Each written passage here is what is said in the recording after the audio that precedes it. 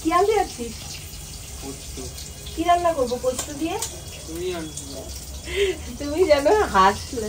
তোমরা যদি স্কিনকে গ্লোয়িং এবং সুন্দর পেতে চাও তাহলে কিন্তু এই 5টা মিনিট কিন্তু তোমাদের দিতেই হবে। কেমন আছো সবাই? আশা করি সকলে ভালো আছো। তোমাদের আশীর্বাদ আর ভালোবাসাতে আমরাও ভালো আছি। রূপক সুস্মিতার তরফ থেকে আরো একটা নতুন ব্লগে তোমাদের সবাইকে জানাই স্বাগত। আর বেলা অনেকটাই হয়ে গেছে, মানে আজকে এতটাই বেলা হয়ে গেছে, কোন দিক ছেড়ে কোন দিক করবো কিছু দিশা করে উঠতে পারছি না। তার আগে আমার স্নান হয়ে গেছে। আর আজকে রান্না হচ্ছে সমস্ত সেদ্ধ দিয়েছি, এখানে ঝিঙে, পেঁপে, লাউ, সিম এগুলো সেদ্ধ দিয়েছি। বেগুন ভাজা করব। আর মাছ নিয়ে এসছে, মাছ বলছে, ছেলে বলছে দই কাতলা বানাও। এতটাই দই কাতলা প্রিয়, আমি বললাম যে দই কাতলা বানানোর জন্য পোস্ত লাগে। বলছে আমার ঘরে তো পোস্তটা নেই। বলছে ঠিক আছে তুমি একটু ওয়েট করো, আমি পোস্ত এনে দিচ্ছি। অন্য সময় বলে বলে দোকানে পাঠানো যায় না। আজকে মানে দই কাতলা খাবে বলে এখন নিজে বাবু যাচ্ছে পোস্ত আনতে। মানে আমি ধন্য হয়ে গেলাম। ওর কারণে আজকে সূর্য ওঠেনি জানো আজকে।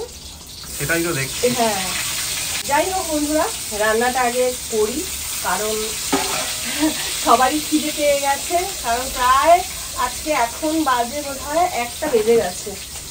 চুলটাও ভেজা রয়েছে, চুলটাও শোকাতে হবে। রান্নাটা না করে তো আমি শোকাতে পারবো না। আগে রান্নাটা করি, তারপরে আমি চুলটা শোকাবো, ড্রায়ার দিয়েই শোকাবো, কারণ বাইরে 1 ফোঁটা রোদ্দুর নেই। আর মাছের ঝোল বানাবো বলে আমি আলুও কেটেছিলাম, কিন্তু এখন দই কাতলা যেহেতু হবে সেই কারণে আলুটা ধুয়ে রেখে দিতে হবে। বাইরে যাচ্ছেন বাবু। পয়সা দিয়েছো ওকে? হ্যাঁ। কিরে কি আনতে যাচ্ছিস? কি রান্না করবো পোস্ত দিয়ে? তুমি জানো হাসলে। আরো সাথে একটু বাদামও নিয়ে আসবি। ও রান্নার এখানে দাঁড়িয়ে থেকে রান্না করা যায়? হ্যাঁ দই ফুচকাই করছি। কি কি দই কাতলা করছো তো? মাথাটা গেছে পুরো। দই কাতলা করছো তো? বলছি আমার জন্য একটা ভাজা মাছ রাখো, ওই গরম ভাত দিয়ে ঘি দিয়ে একটু খাও ভাজা মাছটা। আর এই যে এই মাছটা রাখো, পেটি মাছটা। দই কাতলা খাবি না? পেটি দই কাতলা খাও না একবার বলেছি। ও দই কাতলা খাবি, মাছ ভাজাও খাবি? বলছি এই মাছটা রেখো, এই পেটি মাছটা। আচ্ছা ঠিক আছে, এই মাছটা তোর জন্য রাখবো, এই মাছটা তোর জন্য রাখবো, এই মাছটা তোর জন্য রাখবো, এই মাছটা আমি একটা মাছ ভাজা রাখতে বলেছি, এই মাছটা ঠিক আছে? আচ্ছা, কিন্তু পেটির মাছ ভাজা খায় না গরু। কেন কি হবে? দাগার মাছ ভাজা খেতে হয়। পেটির মাছের যে তেলটা ওটা ঝোলে পড়লে নরম হয়ে যায়, পেটির মাছটা খেতে ভালো লাগে। আর দাগার মাছটা পুরো সলিড হয়, ওটা যদি ভাজা করি মচমচা করে, আর এই কাটা ফাটাগুলো যখন চিবিয়ে খাবি খেতে ভালো লাগে।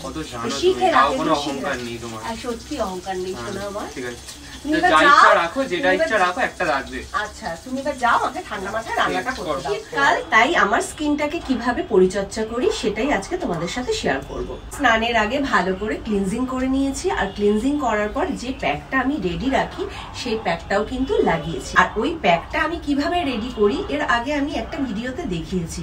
তারপরেও যদি তোমরা কেউ দেখতে চাও তাহলে আমাকে কিন্তু কমেন্টে জানিও। এবার সবার প্রথমে যেটা লাগাবো মিনিমালিস্টের টোনার। এই দেখো এতটুকু নিয়েছি। এটা 2 হাতে স্প্রেড করে নেব। স্প্রেড করে নিয়ে এইভাবে মুখে গলায় লাগিয়ে নিচ্ছি। 2 মিনিট আমি একটু ওয়েট করব টোনারটা যতক্ষণ না শুকিয়ে যায়। ব্রোনো বা র্যাশের প্রবলেম আছে, তাই মিনিমালিস্টের এই নাইসিনামাইডটা কিন্তু আমি 1-2 ড্রপ লাগিয়ে নেব। যতটুকু আছে লাগিয়ে নিচ্ছি। এই দেখো সারা মুখে আমি মেখে নেব। এরপর যেটা লাগাবো সেটা হচ্ছে মিনিমালিস্টের একটা ময়শ্চারাইজার। শীত গ্রীষ্ম 12 মাস আমাদের প্রত্যেকে কিন্তু ময়শ্চারাইজার ব্যবহার করা উচিত। আমি 12 মাসই এই মিনিমালিস্টের ময়শ্চারাইজারটা লাগাই। আর এইটুকুনি নিয়েছি। ময়শ্চারাইজারটা খুব ভালোভাবে ফেসে মেখে নিলাম। আর এবার ফাইনালি যেটা মাখবো সেটা হচ্ছে লোটাসের একটা সানস্ক্রিন SPF 40। এতটুকু লাগছে। সারা মুখে গলায় আমি একটু লাগিয়ে নেব। এই হচ্ছে আমার ডেলিকার রুটিন এবং স্কিনের খাবার। আর এইভাবেই কিন্তু আমি একদম সন্ধে অবধি থাকবো। তোমরা যদি স্কিনকে গ্লোয়িং এবং সুন্দর পেতে চাও তাহলে কিন্তু এই 5টা মিনিট কিন্তু তোমাদের দিতেই হবে। দুপুরে তো খাওয়া দাওয়া করতে বসে গেলাম, আর তোমরা তো দেখতেই পেলে, মানে দেখতে পাওনি, সুস্মিতা বলেছে, মানে শুনেছো যে আজকে দই কাতলা করবে। আর দই কাতলাটা একবার দেখো, জাস্ট একেবারে ঝিঙ্কুনাকা হাই রিচ প্রোফাইল আর কি। হাই রিচ প্রোফাইল রোজ রোজ খেলে আর দেখতে হবে না, এটা মাঝে মধ্যেই ঠিক আছে, বুঝেছো? আচ্ছা তোকে কি ডাল সেদ্ধ, আর এদিকে সুস্মিতার জন্য সব সেদ্ধ। হ্যাঁ ওদিকে ডাল সেদ্ধ, এক টুকরো বেগুন ভাজা নিয়েছি অনেকদিন বাদে। ডাল সেদ্ধ তোকে আগে দেবো। হ্যাঁ একদম সুখা সুখা ডাল সেদ্ধ। আর দেবেন না, একটুখানি খা। চলো বন্ধুরা, আর মানে খিদেটাকে ধরে রাখতে পারছি না, প্রচন্ড কষ্ট হচ্ছে, তাই এবার খাওয়া দাওয়াটা কমপ্লিট করে নেওয়া যাক। একদমই তাই, তাই তো? তাড়াতাড়ি খাও, না হলে গরম খাবারটা ঠান্ডা হয়ে যাবে। চলো শুরু করা যাক। আজকের ওয়েদারটা বেশ ঠান্ডা ঠান্ডা, মানে হালকা একটু বৃষ্টিও হয়ে গেল তো বেশ ঠান্ডা মনে হচ্ছে, আজকে রাত্রিরে বেশ ভালো ঠান্ডা নামবে। আর সুস্মিতা দেখো আমার তো এখনই শীত করছে, চাদর গায়ে দাওনি কেন গো? আমার চাদর বার করা হয়নি গো। চাদর বার করা হয়নি? না গো, আমার বটগাছটার ডালগুলো দেখো, বটগাছটার মাটি নেই, কবে থেকে বলছি বটগাছটা একটা ভালো টব এনে মাটি দিয়ে ঠিক করে লাগাও, এরপর বটগাছটাকে আর বাঁচাতে পারবো না। সব বাঁচবে, আমি সময় পাচ্ছি না গো, সময় পেলে নিশ্চয়ই করবো। তোমাকে সময় পেতে হবে না, তুমি টবটা এনে দিও আর মাটিটা এনে দিও, আমি লাগিয়ে নেবো। তাহলে তো আমিই পারবো, সেই সময়টা থাকলে তো আমিই পারতাম।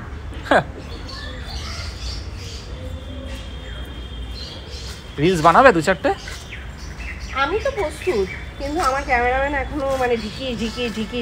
কোথায় তোমার ক্যামেরাম্যান? আমার সামনেই রয়েছে, ক্যামেরা হাতে ধরে। আমাকে বন্ধুরা ক্যামেরাম্যানই বানিয়ে দিল। হ্যাঁ ক্যামেরাম্যান, মাছ গেলে মায়না দিই ক্যামেরাম্যানকে। ক্যামেরাম্যান বলছে ভিডিও করে দেবো না মায়না না বাড়ালে। কি অবস্থা দিনকালের, কি পরিস্থিতি।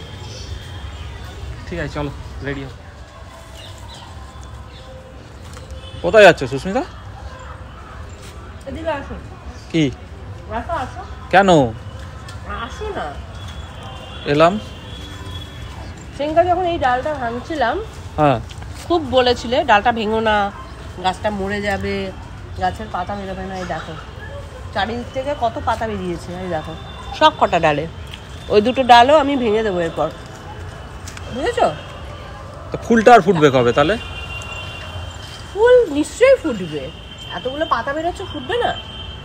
কিন্তু এই ডালগুলো না ভাঙলে আরো বড় হতে থাকবে, পুরো এই জায়গাটা অন্ধকার হয়ে যাবে।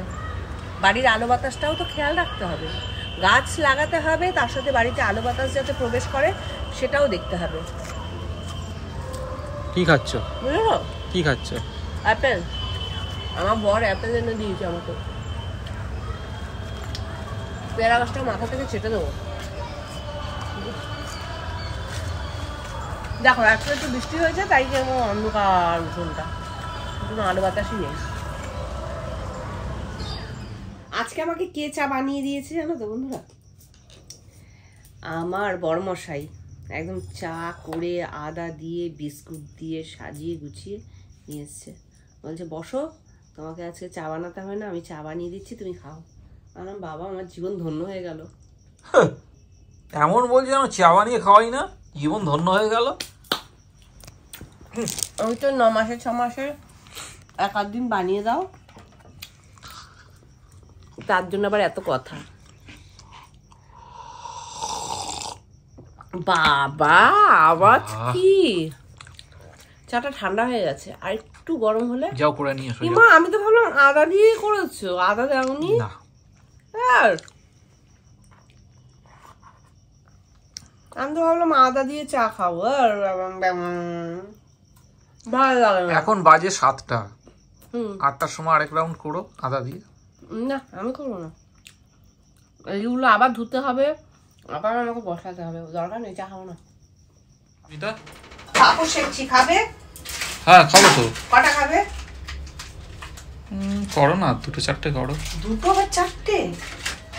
বাবা, তা তুমি কটা খাবে? এখানে তো কতগুলো শেখেছো। শেখেছি আমি 2-4টেই খাবো, কিন্তু তুমি 2-4টে খাবে? হ্যাঁ যা নিচেই পড়ে গেল। ভাজো ভাজো, ভেজে নিয়ে আসো, ঝপ ঝপ।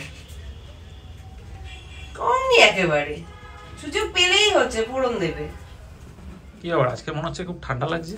শীত করছে তো, ওই জন্য ঘুমটা দিয়েছি। না আজকে ঠান্ডা আছে, সকালে বৃষ্টিটা হলো না, কালকে আরো ঠান্ডা পড়বে, রোদ্দুরটা উঠবে। তার মধ্যে আজকে আবার ভাত খাওয়ালে, ভাত খেলে ঠান্ডাটা একটু বেশিই লাগে। বন্ধুরা আমি কিন্তু ভাত খেতে চাইনি বা ভাত করতেও চাইনি। রূপক বাবু নিজেই বললো, বলে মাছের ঝোল রয়েছে, মাছের ঝোলটা খুব ভালো হয়েছে, তাহলে দুটো আজকে ভাতই করে নাও। আর দোষটা উনি আমার হয়ে গেল। কেন সবসময় এরকম কেস খাই কি লাভ? মানে কেস খাওয়ালাম। হ্যাঁ আজকে তার মধ্যে ভাত খাইয়েছো। হ্যাঁ তো ভাতটা খাইয়েছে না, ভাত খাওয়া হলো, তাহলে ভাত খেয়েছি, ভাতটা আমি স্বইচ্ছায় খেয়েছি, ভাতটা আমি স্বইচ্ছায় খেয়েছি, তাই আমাদের ঠান্ডা লাগছে। আমি ভাত খেতে চাই না আর করতেও চাই না রাত্রিবেলা।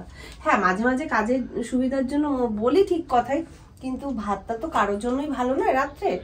আমার চুলটা এরকম ভাবে রয়েছে, চুলটা ঠিক করতে হবে, আঁচড়াতে হবে একটু। তা যাই হোক বন্ধুরা, খাওয়া দাওয়া তো হয়ে গেছে, এখন ঘড়িতে বাজে 11:30। তা এখনো কিছু কাজ আছে যেগুলো করব, করে তারপর শুতে পারবো। আজকের ব্লগটা এখানে শেষ করে দিচ্ছি, দেখা হচ্ছে কালকে নতুন একটা ব্লগের সাথে। আর তোমাদের ভালো লাগলে একটা লাইক আর কমেন্ট করে দিও। টাটা, শুভরাত্রি।